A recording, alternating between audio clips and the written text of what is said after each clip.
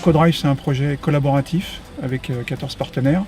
Et le but du projet est de mettre en place un système coopératif entre l'usager, le conducteur, des véhicules communicants et une infrastructure communicante.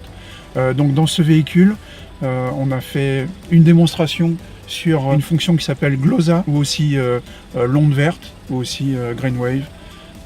Donc c'est un peu la même chose et vous allez voir à quoi ça correspond lorsqu'on va passer devant le feu communicant.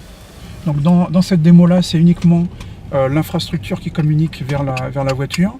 Mais dans CoDrive, on a développé aussi d'autres applications qui font remonter par exemple des informations de trafic, c'est-à-dire la position GPS, la vitesse de la voiture, avec des messages normalisés.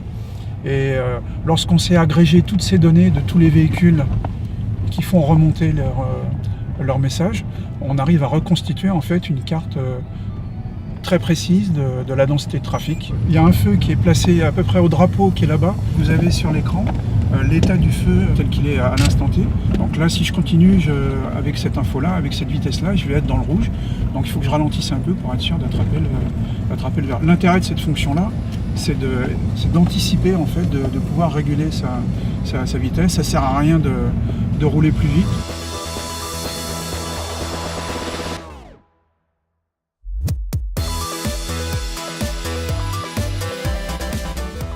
L'avantage numéro 1 du système, c'est d'anticiper. Donc faire des gains en consommation aussi, puisqu'on n'a pas à s'arrêter au feu et à redémarrer. Il y a beaucoup de consommation qui est créée par le redémarrage au feu. Donc ça peut être vu comme un des aspects d'un coach éco-conduite avec une indication donnée au conducteur pour consommer moins.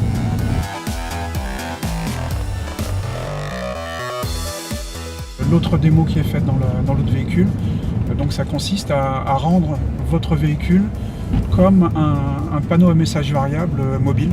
C'est-à-dire que l'infrastructure vous envoie des messages qui sont affichés sur votre propre smartphone dans la voiture.